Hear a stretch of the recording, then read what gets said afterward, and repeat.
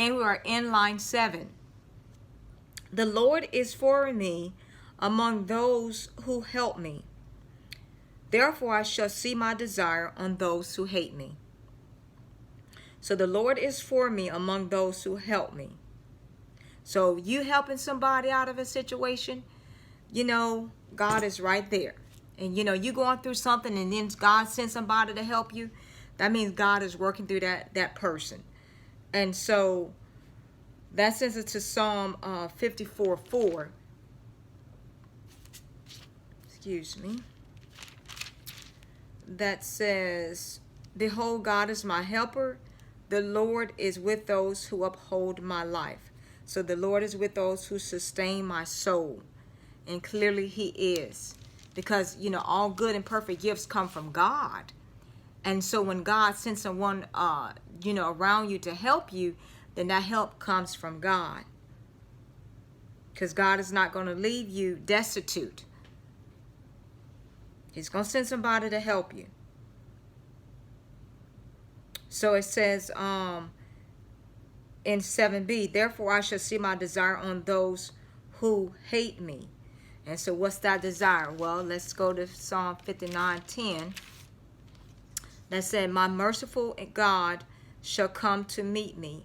God shall let me see my desire on my enemies. So that just corroborate how God is going to let us see the desire on our enemies. Because he is a merciful God who, he's coming to meet us. So, and God is going to let you see what happens to your enemies. And when he does take vengeance on your enemies, don't gloat on that. Don't gloat over that, because then he's going to stop. And you don't want you to have to go through anything. Okay? So let's go to 8. It is better to trust in the Lord than to put confidence in man. So that's pretty much a paraphrase of our theme. Our theme is better to trust God than man. Then so it's a paraphrase. It is better to trust in the Lord than to put confidence in man. And then that sends us to Psalm 40, line 4. Now, they say that Psalm 118:8 is the midway point of the Bible, like from Genesis to Psalm 118:8, and from Revelation to Psalm 118:8. Then that's just the midpoint of the Bible.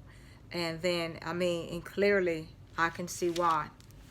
We cannot put our trust in mankind, because mankind is a human being.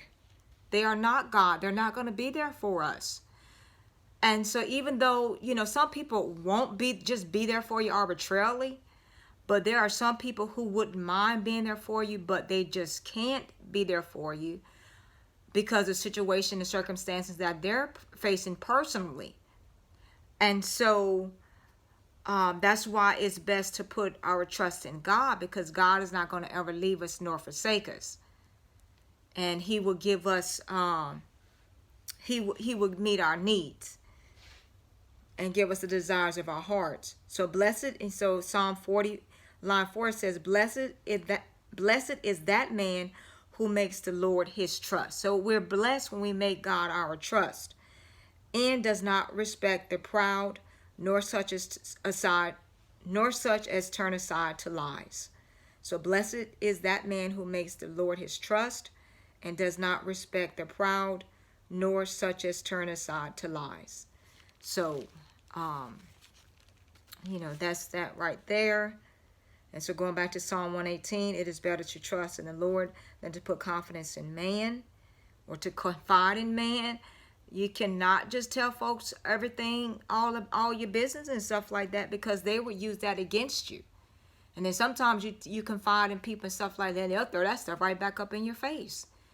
So it's just best to tell, if you have any problems, it's just best to tell God about them, because God is not going to tell anybody your business.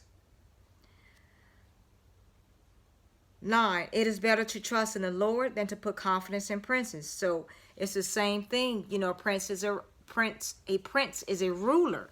And so it's better to put our trust in the Lord than to try to trust in those who rule over us.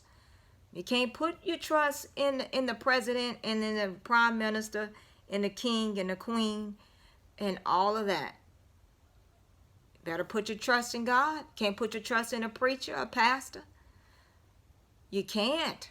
You have to put your confidence in God. He will never leave you nor forsake you. All right. And then so let's go ahead and pause there. We'll pick it up in line 10.